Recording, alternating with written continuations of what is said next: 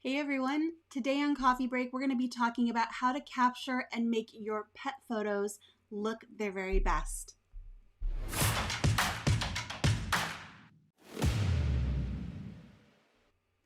Hello and welcome to Luminar Coffee Break.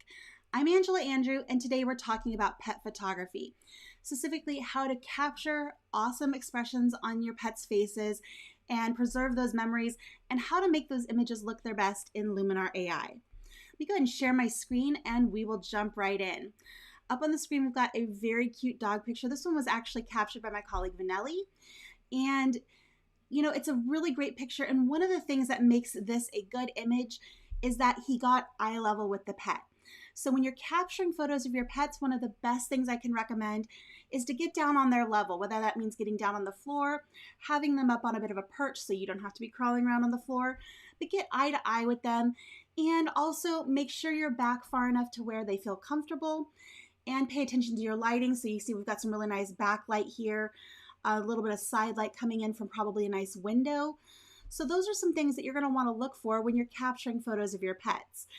As far as getting good expressions, what I would recommend is your animal, you know what they like, you know what captures their attention, and you've seen those 1,000,001 adorable faces that they make. So kind of pay attention to what triggers those expressions and have your camera handy. I've also found when photographing my own pets that sometimes I get better images with my mobile phone than I do with my big camera. The big camera is somehow very intimidating, and the moment my face goes behind my big old mirrorless camera, the cats turn around and they walk away. And I think it's kind of the same with dogs. They just, they kind of lose that face-to-face interaction when you've got the big camera. So sometimes a smaller camera is a little bit less threatening, and you can get better images that way. So before we jump into the edits on this image, I want to take a moment and say hello to Joseph. Hello, Harry. Glad you guys are joining me today. If you have any questions as we're going through, make sure you pop those into the chat pod. And if you're watching the recording, post those comments below and I will definitely come back and answer those questions for you. All right, so let's get started on this image. I'm going to begin with a template, and that just gives me a better starting point. I'm going to scroll down to the category. I think I just passed it. There it is, Animal Friends. And we've got a really nice one here called Natural. And you see it just gives it a little bit of pop of contrast, adds a little bit of detail, and I think livens up the image just a little bit. So from our raw image, let's go ahead and take a look there at the before and the after. You can see it just adds a nice little pop of contrast. Next, we'll go over to the Edit tab, and I'm going to go to Composition AI first. Crop this in a little bit. You notice we have a lot of negative space here on the bottom and on the right-hand side. So we can improve this composition by pulling this in, and you'll see that if we get these lines right about here, we're right there on that rule of thirds, and this becomes a very pleasing composition. I'll hit return on my keyboard to commit that crop. You can also just simply close the Composition AI tool and move on to another tool. From there, let's go to the Light tool, and I'm going to back off on the highlights. So we do have quite a bit of backlighting going on right here, and I want to pull those highlights down just so it's not quite as strong. You'll see as we pull that down, it just kind of takes some of the emphasis off the background and brings us in to this sweet little face. From there, I'm going to go down to our Vignette tool, and I'm going to do a very strong vignette, and that'll help us place it and get it right over the face of this little pup. So I'm going to pull my amount slider down to -100.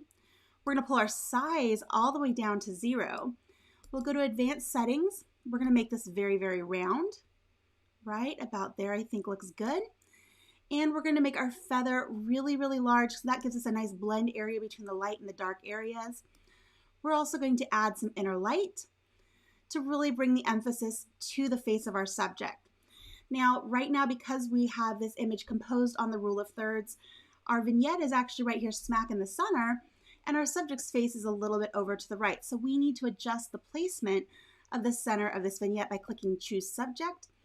And then we can just click to place this vignette. I usually click around a few times to get it placed exactly where I want it. And I think right about there looks perfect. Now that we have it placed, we go ahead and click on Choose Subject again to close up that option and grab our mouse slider and pull that back up to the right. And then we can adjust this to where it looks natural.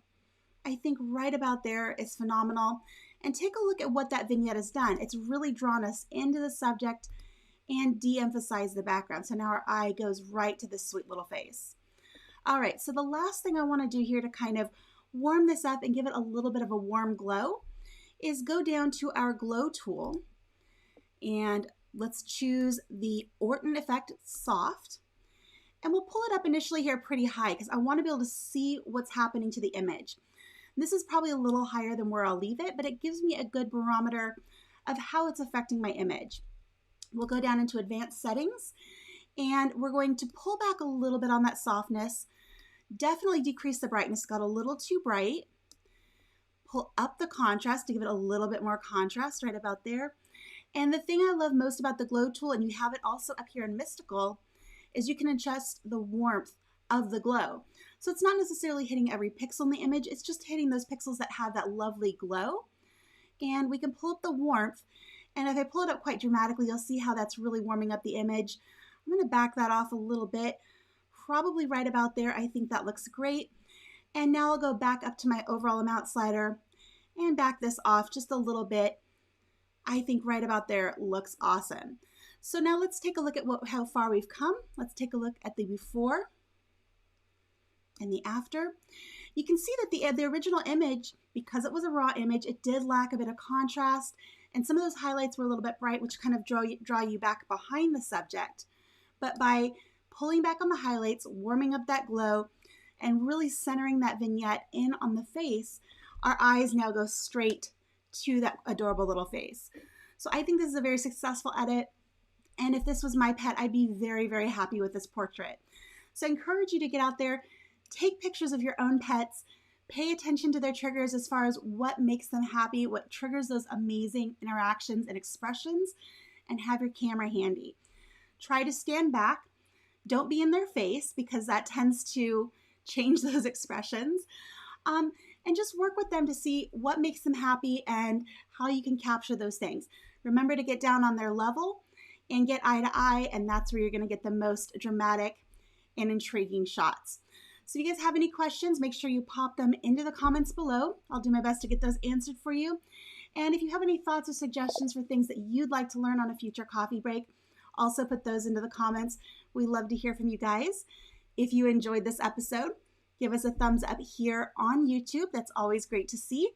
And with that, I want to wish you a wonderful rest of your day, and I will see you next time. Bye, everyone.